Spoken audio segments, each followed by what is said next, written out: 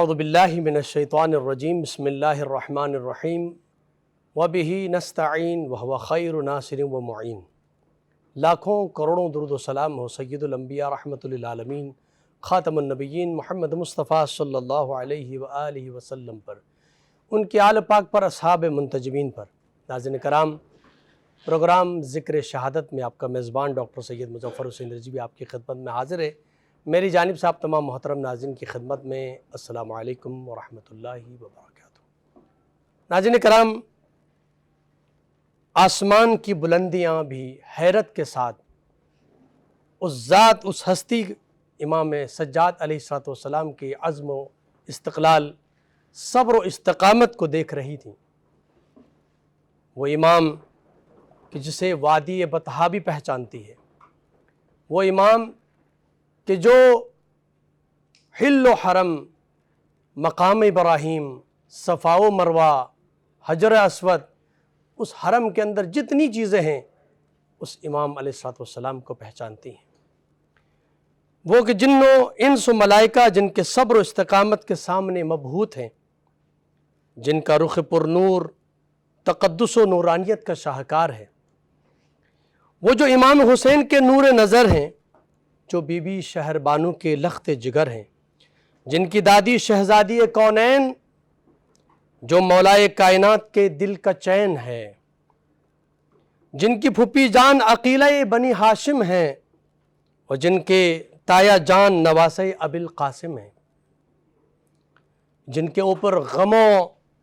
کے، دکھوں کے، مصائبوں کے اتنے پہاڑ توڑے گئے کہ اگر ان مصائب کا کوئی مختصر سا بھی حصہ کسی پہاڑ پر ڈال دیا جائے تو وہ پہاڑ ریزہ ریزہ ہو جاتا، ٹکڑے ٹکڑے ہو جاتا، پھٹ جاتا۔ امام سجاد علیہ السلام واقعہ کربلا کے چشمدید گواہ ہیں۔ وہ امام کہ جس نے اپنی آنکھوں کے سامنے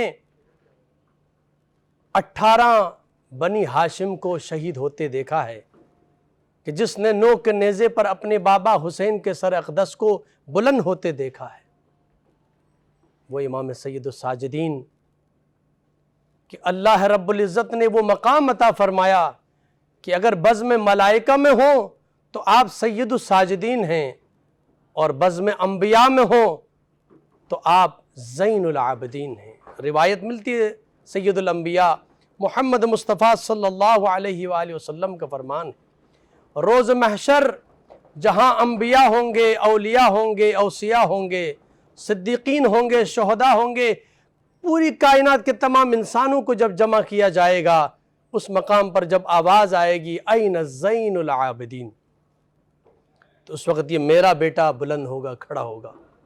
اور انبیاء کی صفوں کو چیرتا ہوا سامنے آئے گا، انا زین العابدین، کہ جو زینت ہیں عبادت گزاروں کے، سردار ہیں سجدہ گزاروں کے، کہ جس پر سجدے ناز۔ امام سجاد کو سجاد کہا گیا۔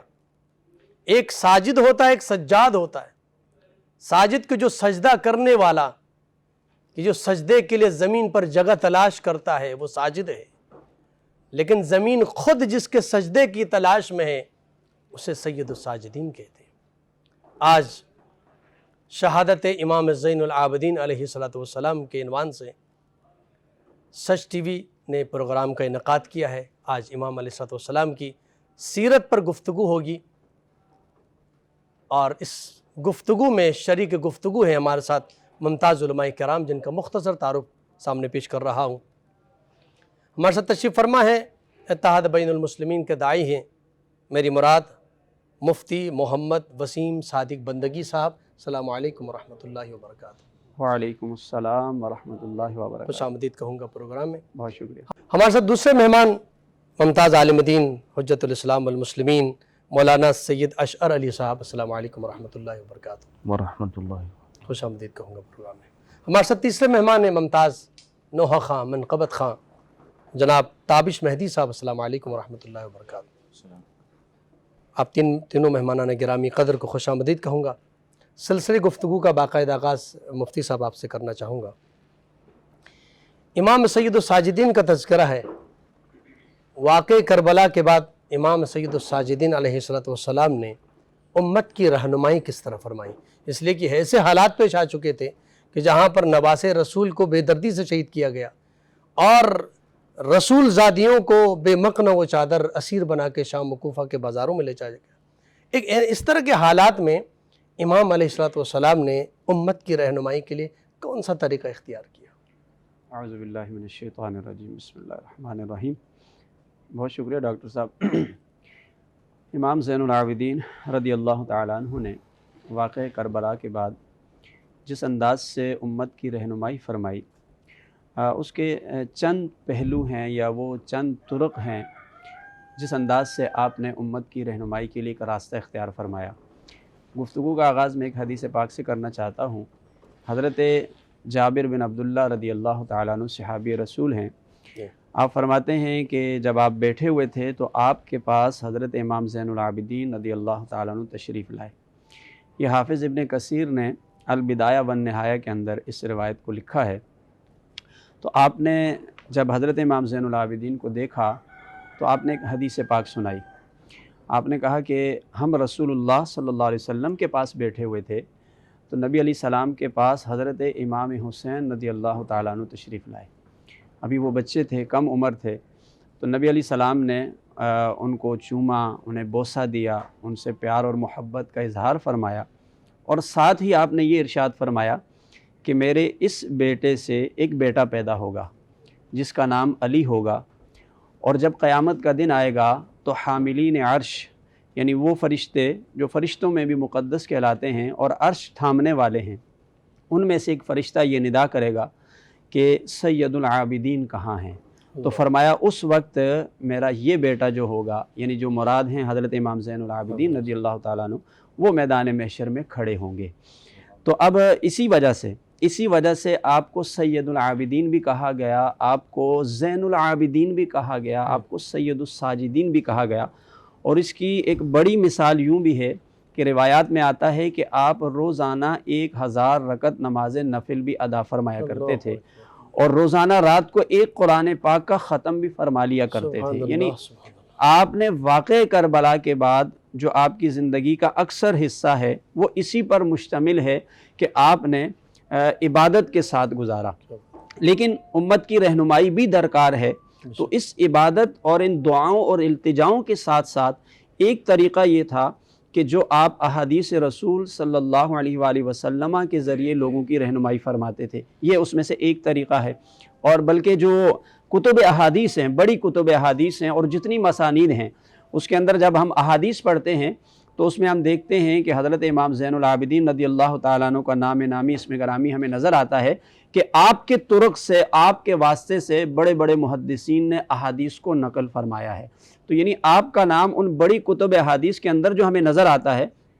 اس سے یہ پتہ چلتا ہے کہ آپ نے امت کی رہنمائی کے لیے ایک یہ طریقہ اختیار فرمایا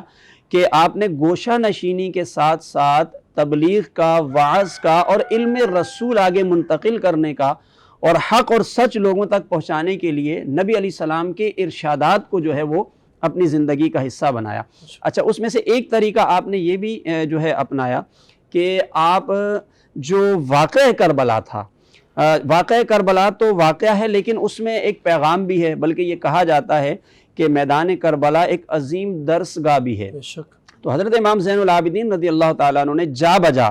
مختلف انداز اور طریقوں سے پیغام کربلا بھی لوگوں تک منتقل فرمایا ہے۔ اس کی ایک چھوٹی سی مثال ہے، مطلب ہر جگہ ایسا ہوتا رہا۔ اس کی ایک چھوٹی سی مثال ہے کہ آپ نے مدینہ منورہ میں ایک قصاب کو دیکھا کہ وہ بکری ذبح کرنے کے لیے چھری تیز کر رہا تھا۔ تو آپ نے اس سے پوچھا کہ تم نے یہ جس جانور کو ذبح کر رہے ہو اسے کچھ کھلایا پلایا بھی ہے؟ کیونکہ حکم یہی ہے شریعت میں کہ اگر جانور کو بھی ذبح کرتے ہو تو اسے کچھ کھلانا پلانا چاہیے۔ تو اس نے عرض کی کہ بالکل، میں پچھلے 3 دن سے اسے بہت اچھا کھلا پلا رہا ہوں۔ تو آپ کی آنکھوں سے آنسو جاری ہو جاتے ہیں، آپ کی آنکھوں میں آنسو آ جاتے ہیں۔ آپ فرماتے ہیں کہ تم اس کو کھلا پلا کر اس کے بعد ذبح کر رہے ہو، لیکن تمہیں یہ بتا دوں کہ میدان کربلا میں ہمارے بابا جان کے ساتھ جو ہوا تھا، 3 دن کی بھوک اور پیاس میں فرمایا کہ ان کو شہید کیا گیا۔ تو یوں آپ اس پیغام کو بھی منتقل فرماتے تھے، اور جیسے جیسے موقع کی مناسبت کے حساب سے، اچھا، آپ کی آنکھوں سے آنسو جاری ہوئے، یہ آپ کی پوری زندگی کا حصہ رہا ہے۔ فرماتے ہیں 5 اشخاص دنیا میں وہ ہیں جو اس کائنات میں سب سے زیادہ روئے ہیں، جن کی آنکھوں سے آنسو جاری ہوئے۔ ان میں ایک حضرت آدم علیہ السلام کا ذکر آتا ہے کہ فراق جنت میں ایسا ہوا، حضرت نوح علیہ السلام کا آتا ہے اور حضرت یحییٰ علیہ السلام کا، اور 2 مقدس ہستیاں جن کا نام میں یہاں پر لینا چاہتا ہوں کہ حضرت فاطمہ الزہرا سلام اللہ علیہا، فرمایا نبی علیہ السلام کے فراق میں آپ بہت زیادہ روئی، اور اس کے بعد فرماتے ہیں امام زین العابدین وہ شخصیت، وہ ہستی ہیں کہ جن کی گریہ اور زاری اور جن کے آنسو اس زمین کی نظر ہوتے رہے، آپ روتے رہے۔ تو آپ کا یہ جو رونا تھا، اس رونے کے ذریعے بھی اور ایک پیغام آپ کا تھا جو آپ آگے منتقل فرمایا کرتے تھے۔ تو یہ مختلف پہلو تھے جن کے ذریعے آپ نے امت کی رہنمائی فرمائی اور لوگوں تک پیغام حق پہنچایا۔ سبحان اللہ، سبحان اللہ، بہت خوبصورت آپ نے بات کی کہ جس انداز میں امام علیہ السلام نے دین اسلام کی ترویج و تبلیغ کا طریقہ اختیار کیا، بہت بہترین انداز میں دعاؤں کے ذریعے سے آپ نے بیان فرمایا۔ قبلہ آپ کی خدمت میں بھی یہ سوال رکھنا چاہوں گا، خود امام علیہ السلام کا خود مقام و مرتبہ اگر ہمارے ناظرین کے خدمت میں کچھ پیش کیجیے گا کہ واقعہ کربلا میں وہ کس کیفیت میں تھے کہ سب شہید ہو گئے، لیکن امام علیہ السلام کو خدا نے زندگی بخشی کہ یہ پیغام کو لے کے جانا تھا۔ تو اس حوالے سے اگر ناظرین کی خدمت میں کچھ بیان کریں، خود آپ کا مقام و مرتبہ خدا کی بارگاہ میں، ائمہ کی بارگاہ میں۔ امام زین العابدین علیہ السلام 37 ہجری میں امام علیہ السلام کی ولادت بسعادت ہے، اور خود امام زین العابدین کی اگر نسبتوں پر غور و فکر کیا جائے تو وہی ان کی فضیلتوں کو اور ان کے مقام کو بیان کرنے کے لیے کافی ہیں۔ چاہے امام علیہ السلام نے اس کا اظہار بھی یزید کے دربار کے اندر کیا تھا کہ پروردگار عالم نے چند نسبتیں ہمیں عطا فرمائی جو کسی کو عطا نہیں فرمائی،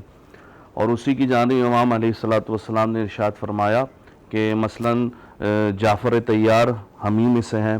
یا رسول خدا سید الانبیاء ہمیں میں سے ہیں، اور سید الاوصیاء علی بن ابی طالب ہمیں میں سے ہیں، سیدہ فاطمہ زہرا ہمیں سے ہیں، اسی طریقے سے سید الشہداء جناب حمزہ ہمیں میں سے ہیں، اور پھر ایک روایت کے مطابق جہاں امام حسن اور امام حسین کی طرف نسبت دی امام نے کہ وہ ہمیں میں سے ہیں سید شباب اہل الجنہ کے عنوان سے، وہاں پر امام زین العابدین علیہ السلام نے امام مہدی کا تذکرہ کیا کہ مہدی ہم میں سے ہیں۔ تو جہاں اس نسبت کو بھی دیکھا جائے، فضیلت کو بھی دیکھا جائے، خود یہ امام زین العابدین علیہ السلام کے مقام کو اجاگر کر رہا ہے کہ وہ امام حسین علیہ السلام کے فرزند ہیں، امام حسن مجتبی علیہ السلام کے بھتیجے ہیں، اسی طریقے سے مولا علی علیہ السلام کے جو ہیں وہ پوتے ہیں۔ تو امام علیہ السلام کا مقام وہ مقام ہے کہ جو عصمت کے جو افراد حامل افراد ہیں ان میں سے ایک فرد جناب امام زین العابدین کی شخصیت ہے۔ بے شک امام علیہ السلام یقین اس میں کوئی شک نہیں ہے کہ جو نسبتیں رکھتے ہیں یقیناً وہ نسبتیں ہی آپ کی بلندی کے باعث ہیں اپنی جگہ میں، لیکن خود امام کا اپنا بھی ایک مقام ہے کہ سید الساجدین، علمی گھرانے میں اگر کوئی عالم پیدا ہوتا ہے تو اس کی اتنی شہرت نہیں ہوتی، اس کو وہاں مشہور ہونا بڑا مشکل ہوتا ہے، اس لیے کہ سب علماء ہیں تو وہاں اس شہرت پائے یہ بڑا مشکل مرحلہ اس کے لیے۔ اسی طرح ایک سارے عابدین ہوں، سارے عبادت گزار ہوں، سید الانبیاء جیسی ذات جس خاندان میں موجود ہوں، علی مرتضیٰ جیسی ذات ہوں، فاطمہ زہرا جیسی ذات ہوں، ایسے گھرانے میں اگر کوئی سید الساجدین ہو تو یہ بڑا مقام ہے امام علیہ السلام کا۔ یہاں مختصر سا بریک کا وقت ہوتا ہے، ناظرین کرام مختصر سا بریک لیتے ہیں، بریک کے بعد آپ کی خدمت میں حاضر ہوتے ہیں، ہمارے ساتھ رہیے گا۔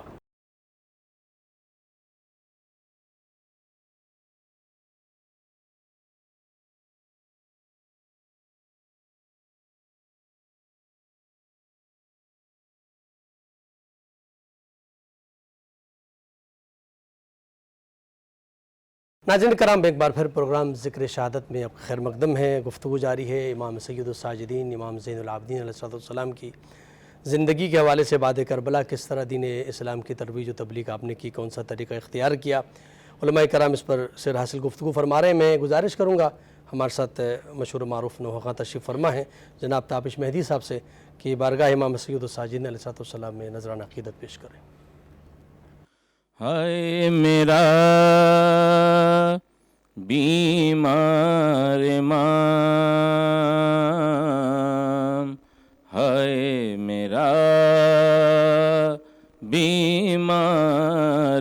انام،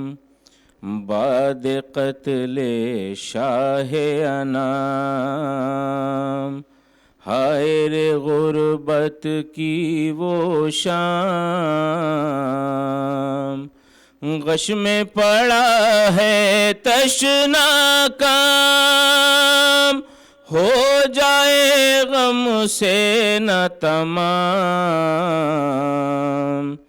ہائے میرا بیمار مام، ہائے میرا بیمار مام، ماں بہنوں کے چہرے بالوں کے پیچھے ہیں چھپے، ہاتھ بندھے ہیں سر ہیں کھلے، سامنے ہے ایک مجمع عام، ہائے میرا بیمار مام، ہائے میرا بیمار مام۔ جزاک اللہ۔ بارگاہ امام سید الساجدین علیہ السلام میں نذران عقیدت پیش کر رہے تھے جناب تابش مہدی صاحب۔ میں مفتی صاحب آپ کی خدمت میں سوال رکھنا چاہوں گا، واقعہ کربلا کے بعد ایسے کون سے اور واقعات پیش آئے کہ جو یزید کی حکومت کے خاتمے کا سبب بنے ہیں؟ یزید نے واقعہ کربلا کے بعد بھی ایسے کچھ کام کیے ہیں جو تاریخ نے اس کو رقم کیا ہے، اور بہت اس کی بدبختی کے لیے خود واقعہ کربلا کافی ہے، لیکن اس سے بھی آگے بڑھ کے واقعات تاریخ میں ملتے ہیں۔ ناظرین کی خدمت میں پیش کیجیے گا۔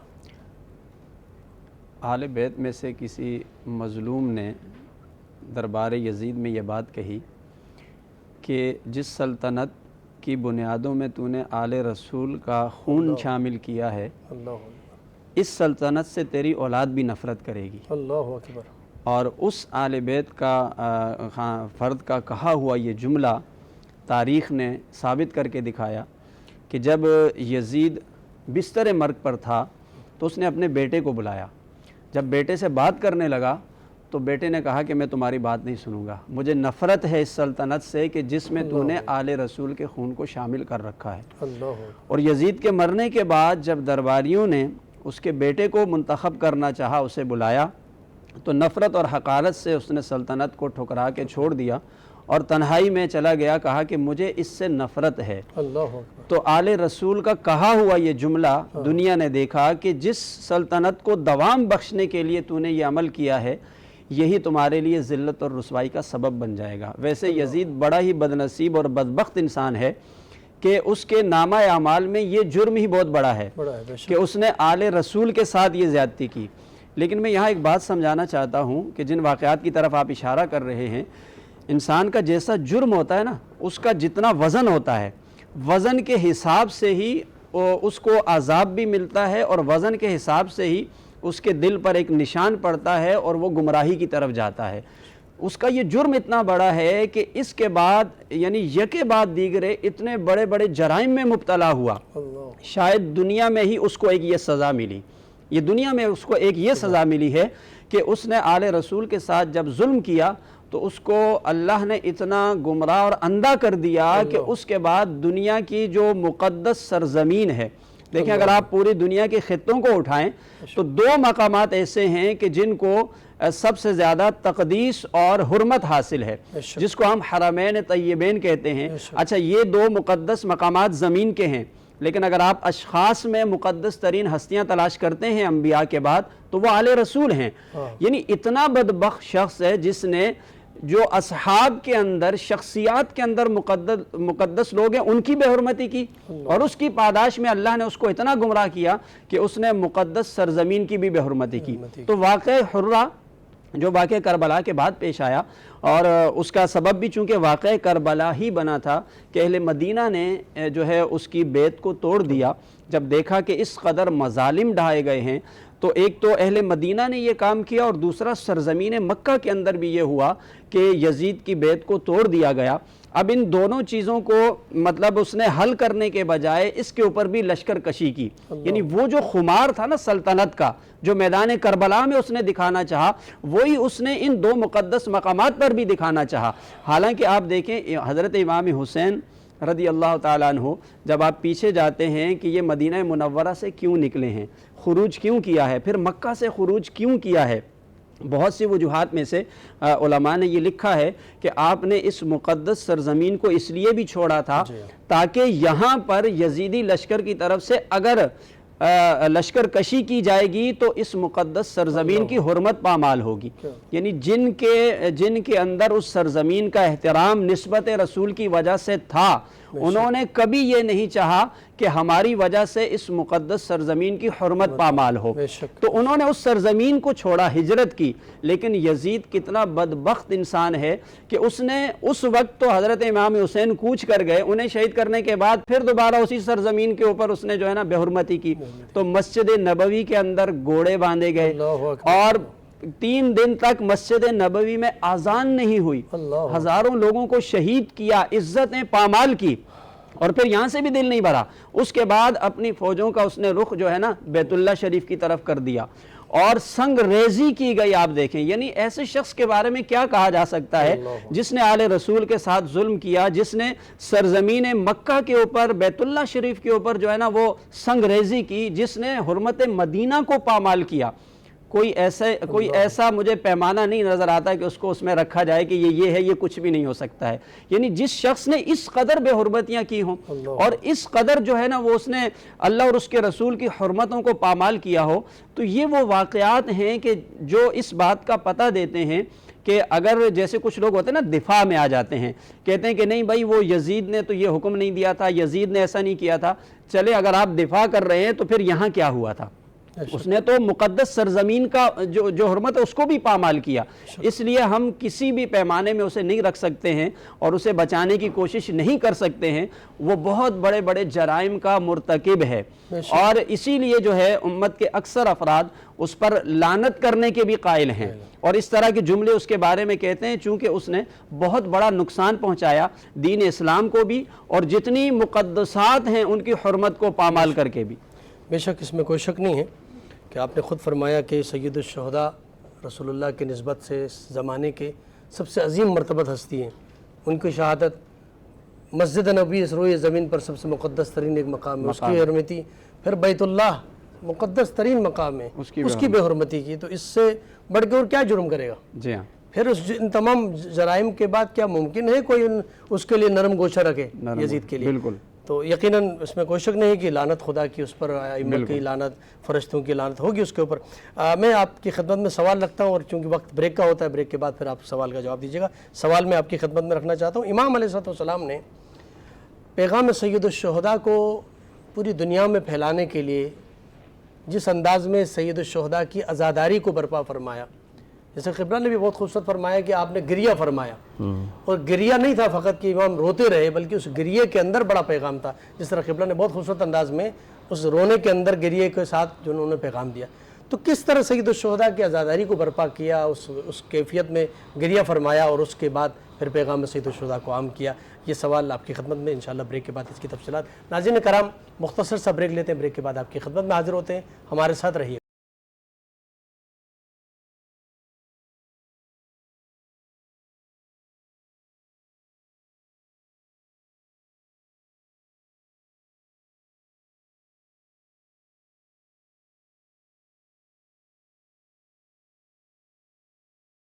ناظرین کرام ایک بار پھر پروگرام ذکر شہادت میں آپ کا خیر مقدم ہے۔ سید الشہداء امام علی مقام کی شہادت کے بعد آپ کے فرزند ارجمن امام زین العابدین علیہ السلام نے واقعہ کربلا کے بعد کس طرح اسلام کی حفاظت فرمائی، اسلام کی ترویج کا کون سا طریقہ اختیار کیا، اس حوالے سے گفتگو جاری ہے۔ بریک سے پہلے قبلہ کی خدمت میں سوال رکھا تھا کہ امام علیہ السلام نے جس طرح یہ عزاداری، آج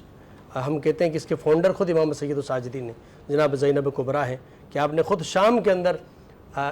جب رہائی ملی تو آپ نے کہا ہم شام میں پہلے اجازت دیں کہ ہم یہیں پر اپنے جو نا شہداء پر گریہ کریں گے، ہمیں رونے نہیں دیا گیا ہے۔ تو آپ نے اس عزاداری کے ذریعے سے کس طرح پیغام سید الشہداء کو عام فرمایا؟ امام زین العابدین علیہ السلام یقیناً سلسلہ عصمت کی جو ہے چھٹی کڑی ہے اور منصب امامت کے حوالے سے آپ چوتھے امام ہیں۔ واقعات کربلا کے بعد امام علیہ الصلوۃ والسلام کی جو ذمہ داریاں رہیں ان میں سے جو ذمہ داری تھی وہ ان ذمہ داریوں میں سے ایک ذمہ داری امام حسین علیہ الصلوۃ والسلام کو جو خون ناحق کربلا کے میدان میں بہایا گیا اس کی تبلیغ و اشاعت تھی۔ لوگوں کو امام حسین علیہ الصلوۃ والسلام کے جو خون ناحق کربلا میں بہایا گیا اس کا پیغام پہنچانا تھا۔ تو ظاہر سی بات ہے امام علیہ الصلوۃ والسلام نے جو روش اختیار کی، جہاں وہ دعا اور مناجات کے ذریعے سے جو ہے دین اسلام کی اشاعت کر رہے تھے، وہاں پر امام علیہ الصلوۃ والسلام نے جیسے بہت سارے لوگ دور دراز سے آتے تھے تو امام علیہ الصلوۃ والسلام ان لوگوں سے جب ملاقات کرتے تھے تو روایات یہ بیان کی جاتی ہیں کہ امام علیہ الصلوۃ والسلام واقعات کربلا کو بیان کرتے تھے تاکہ یہ جب اپنے اپنے شہروں یا گاؤں میں جائیں تو وہاں پر ان مصائب سید الشہداء کو لوگوں تک کیا کریں، ابلاغ کر سکیں۔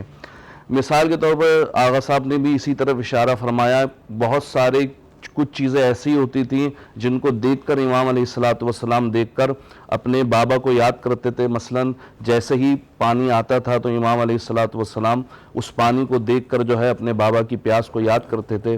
یا مثال کے طور پہ زہری ایک بہت بڑے دانشور گزرے ہیں، وہ امام کی خدمت میں آئے، کہا فرزند رسول میرے گھر بیٹے کی شادی ہے، آپ تشریف لائیے گا۔ تو فرمایا کہ اے زہری جب سے واقعہ کربلا ہوا ہے ہم نے شادیوں میں جانا چھوڑ دیا ہے، ہاں اگر ہمیں بلاتے ہو تو ایک مجلس کا انعقاد کرو۔ تو ایک طریقہ امام علیہ الصلوۃ والسلام نے یہ اپنایا۔ ایک طریقہ جیسا اشارہ کیا گیا کہ مثلا اگر کوئی قصاب اپنا جانور ذبح کر رہا ہوتا تھا تو امام علیہ الصلوۃ والسلام جو ہے اس سے سوال کرتے تھے کہ بھئی تم نے اسے پانی پلایا ذبح کرنے سے پہلے؟ تو جواب دیتے تھے کہ فرزند رسول آپ کی جد کی شریعت پر عمل کرتے ہیں، ذبح کرنے سے پہلے پانی پلاتے ہیں۔ تو امام کربلا کی طرف رخ کر کے کہتے تھے کہ ہائے میرا بابا پیاسا، شہید کر دیا گیا۔ یا مثال کے طور پر منہال آئے، منہال نے جب امام کو روتا ہوا دیکھا تو سوال کیا فرزند رسول کب تک گریا کریں گے؟ تو کہا اے منہال انصاف نہیں کیا، یعقوب کا ایک فرزند تھا یوسف، جبکہ یعقوب علم نبوت سے جانتے تھے کہ یوسف زندہ ہیں، اس کے باوجود بھی فراق یوسف میں اس قدر گریہ کیا کہ آنکھیں سفید ہو گئیں، بینائی چلی گئی، اور میرے سامنے میرے 18 یوسف کو کیا کر دیا گیا؟ شہید کر دیا گیا۔ تو پھر منہال نے سوال کیا فرزند رسول آپ ہی تو کہتے ہیں شہادت آپ کی میراث ہے۔ تو کہا تم نے صحیح کہا، شہادت ہماری میراث ہے، لیکن کیا ماں بہنوں کا اس طرح درباروں میں جانا کیا یہ بھی ہماری میراث تھی؟ تو امام علیہ الصلوۃ والسلام نے ہر جگہ جہاں بھی موقع لگا آپ نے ابلاغ خون سید الشہداء جو ناحق کربلا میں بہایا گیا اس کی ترویج کی، اس طرح عزاداری کا اہتمام کیا۔ سبحان اللہ سبحان اللہ۔ میں چاہوں گا چونکہ وقت ہمارے پاس ختم ہوا ہے، گفتگو تو بہت ہو سکتی ہے، پیغام سید الشہداء کے اس فرزند کا امام زین العابدین علیہ السلام کی زندگی سے آج امت کے لیے کیا پیغام ہے؟ دیکھیے حضرت امام زین العابدین رضی اللہ تعالیٰ عنہ کے خطبات بڑے مشہور ہیں، اور جیسے وہاں دمشق کے اندر بھی آپ نے خطبہ دیا، دمشق کے اندر، جی ہاں،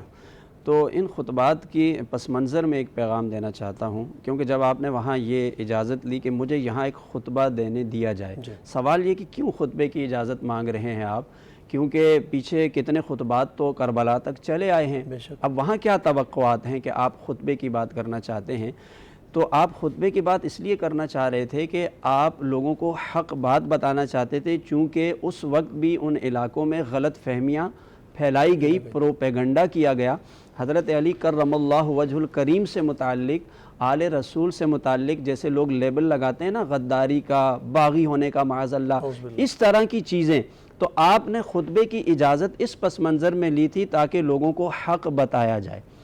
اور آج کے زمانے میں بھی ایسا ہے کہ بہت ساری چیزیں ایسی ہیں جو غلط فہمی کی بنیاد پر، پروپیگنڈے کی بنیاد پر پھیلائی جاتی ہیں۔ تو میرا پیغام یہ کہ جس طرح آپ نے دمشق کی جامع مسجد میں کھڑے ہو کر ان حالات میں، جبکہ وہ حالات اجازت نہیں دیتے تھے، جو آپ کے ساتھ ظلم کیا گیا، آپ مظلوم تھے، لیکن آپ نے ان مراحل میں بھی پیغام حق ادا کیا. تو آج کے زمانے میں بھی ہمیں ضرورت ہے کہ ہم ان کے اس طریقے کو یاد رکھتے ہوئے